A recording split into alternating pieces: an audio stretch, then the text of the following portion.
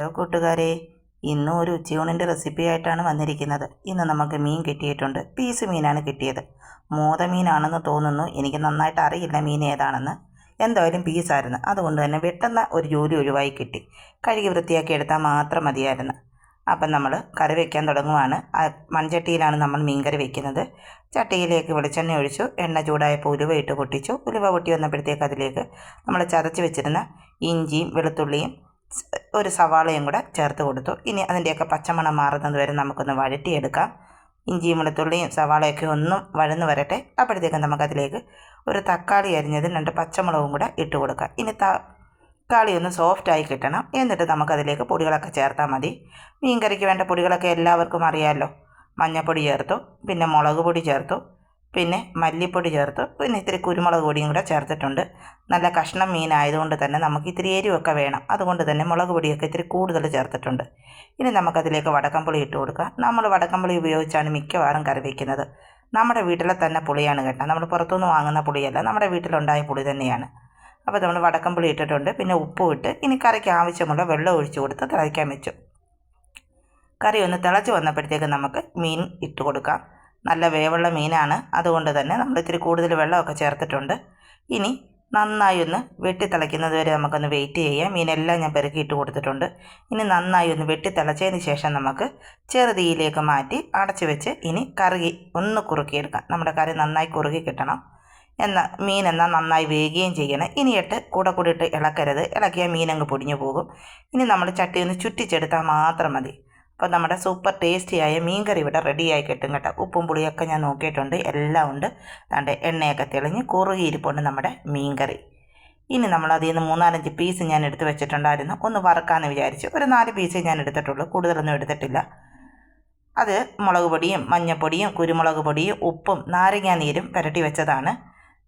ഇത്തിരി പീസ് മീനായതുകൊണ്ട് തന്നെ കുരുമുളക് ഇത്തിരി ചതച്ചാണ് ഞാൻ ഇട്ട് കൊടുത്തത്. അതും അതിലേക്ക് ചേർത്തിട്ടുണ്ട്. ഇനി തിരിച്ചും മറിച്ചുമൊക്കെ ഇട്ട് ചെറുതീയിൽ നമ്മുടെ മീനൊന്ന് ഫ്രൈ ചെയ്തെടുക്കാം. ഫ്രഷായിട്ട് നമ്മൾ ചതച്ച് കുരുമുളക് ചേർക്കുമ്പോൾ ഒരു പ്രത്യേക ടേസ്റ്റാണ് കേട്ടോ. ഇത്തിരി വെളുത്തുള്ളിയും കൂടെ ചേർത്താൽ സൂപ്പർ. അപ്പോൾ നമ്മുടെ മീൻ ഫ്രൈ ഇവിടെ റെഡി ആയിട്ടുണ്ട്. പിന്നെ ചക്കയുണ്ട്. ദിവസേന ചക്ക കാണിച്ച് നിങ്ങളെ ബോറടിപ്പിക്കുകയാണെന്ന് എനിക്കറിയാം.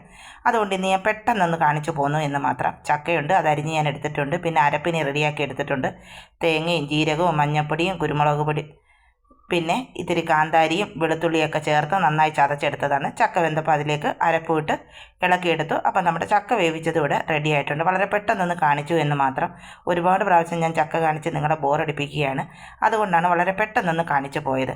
ആരെങ്കിലും പുതുതായിട്ട് വന്ന കൂട്ടുകാരുണ്ടെങ്കിൽ ഒന്ന് കണ്ടോട്ടെ എന്ന് കരുതിയാണ് ഒരിക്കൽ കൂടെ ഒന്ന് ജസ്റ്റ് ഞാനൊന്ന് കാണിച്ചു പോയത്. അപ്പോൾ ഇന്നത്തെ കറി എല്ലാം റെഡിയാണ്. മീൻ കറി റെഡിയാണ്, മീൻ ഫ്രൈ ഉണ്ട്, ചക്കയുണ്ട്, പിന്നെ നമുക്ക് അച്ചാർ ഇരിപ്പുണ്ട്. പിന്നെ രാവിലെ നമ്മൾ കിഴങ്ങേറി വെച്ചിട്ടുണ്ടായിരുന്നു, അതൊക്കെ ഇരിപ്പുണ്ട്. മതിയല്ലോ, ഇന്നത്തെ ഉച്ചയൂണ് കുശാലായി. അപ്പം പാത്രത്തിലേക്ക് ആവശ്യമുള്ള ചോറിട്ട് കൊടുത്തു. പിന്നെ നമ്മൾ വേവിച്ച് വെച്ചിരുന്ന നമ്മുടെ ചക്ക വെച്ച് കൊടുക്കുന്നുണ്ട്.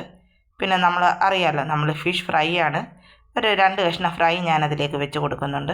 പിന്നെ നമ്മൾ രാവിലെ വെച്ച കിഴങ്ങറി ഉണ്ടെന്ന് പറഞ്ഞല്ലോ, അതും അതിലേക്ക് വെച്ച് കൊടുക്കുന്നുണ്ട്. ഈ പാത്രത്തിലെ എല്ലാ കോളവും ഫില്ലാവണമല്ലോ, അതുകൊണ്ട് വെച്ച് കൊടുക്കുന്നതാണ് കേട്ടോ. അതിലേക്ക് ഞാൻ ഇത്തിരി കിഴങ്ങറിയും കൂടെ വെച്ച് കൊടുക്കുന്നുണ്ട്. 5 ബോക്സ് ഉണ്ട്. അത് ഇത്രയും നിറയ്ക്കണ്ടായോ? എന്ത് കറി വെച്ചാൽ നിറയ്ക്കുന്നത്? അതുകൊണ്ട് രാവിലെ വെച്ചാൽ നമ്മുടെ കിഴങ്ങറിയും കൂടെ അതിലേക്ക് വെച്ച് കൊടുക്കുന്നുണ്ട്.